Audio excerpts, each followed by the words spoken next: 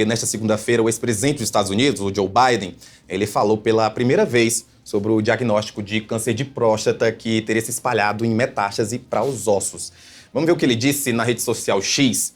Colocar aí na tela, pessoal. Olha, ele falou, abre aspas, o câncer nos afeta a todos. Como muitos de vocês, Jill e eu aprendemos que somos mais fortes nos momentos difíceis. Obrigado por nos ajudar com amor e apoio. O gabinete de Biden divulgou que ele está com câncer de próstata nesse domingo. A Natália André tem mais detalhes.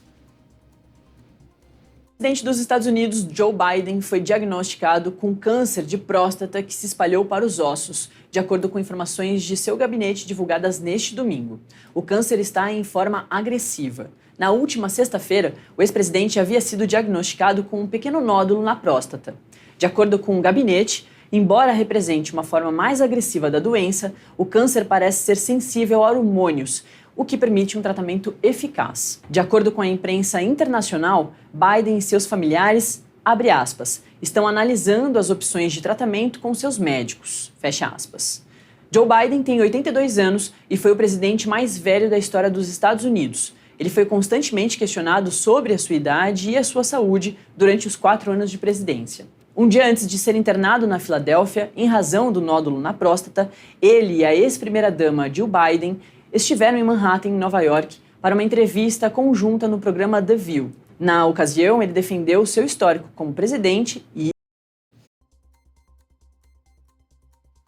de câncer, tem matéria no portal Metrópolis.com, mas aqui a gente vai falar mais sobre os impactos políticos, afinal, a gente está falando de um ex-presidente da nação nos Estados Unidos, inclusive até mesmo o presidente americano Donald Trump, que é declaradamente contrário ao Joe Biden, ele se solidarizou, mandou mensagem para ele, junto da Melania Trump, e a gente está vendo, então, essa movimentação. E eu queria, então, que você pudesse analisar um pouco como é que foi esse impacto dessa notícia. A gente já durante toda a campanha, viu a idade do Biden ser usada contra ele. Agora a gente está vendo ele nessa idade tão avançada, passando também por esse problema de saúde. Como é que a gente pode ver aí reflexos na política americana por conta deste diagnóstico?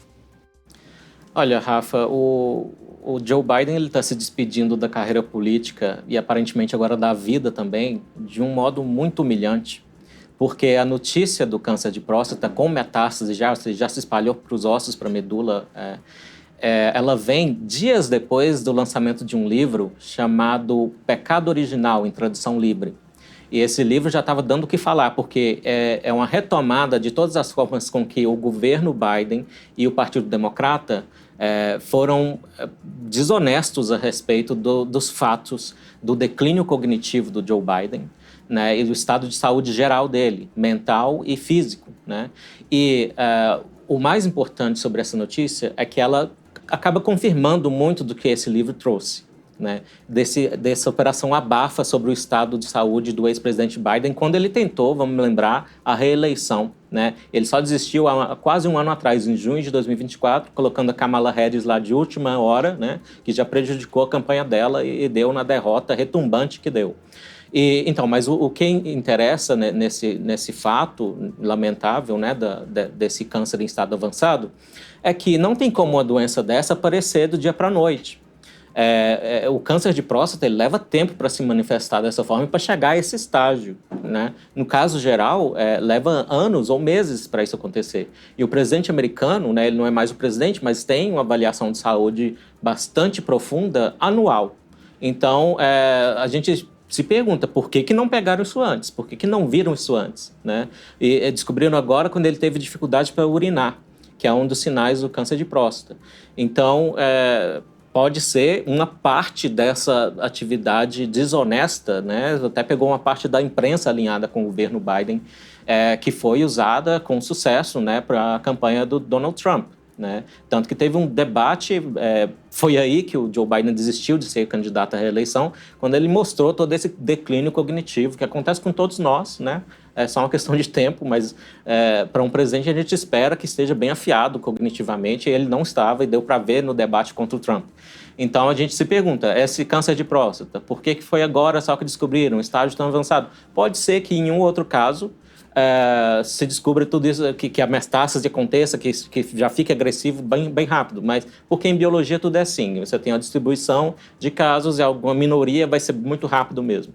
Agora, quanto a o que esperar daqui para frente para o Joe Biden, 66%, 2/3 dos pacientes com câncer, como ele está agora, morrem em até 5 anos. Então, considerando a idade que ele já tem, como eu disse, ele está se despedindo da vida.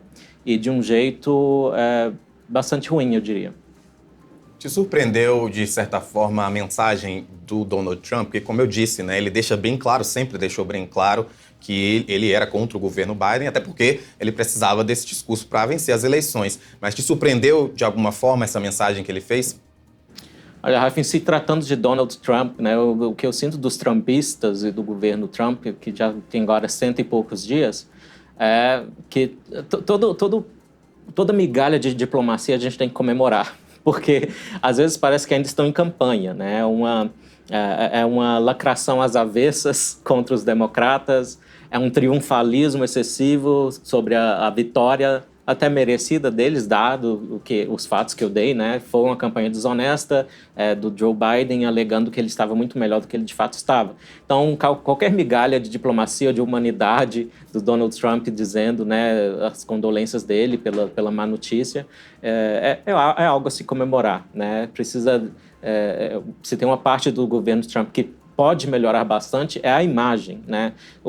A conta da Casa Branca no X, o tipo de coisa que andam postando lá. Postaram Donald Trump vestido de papa.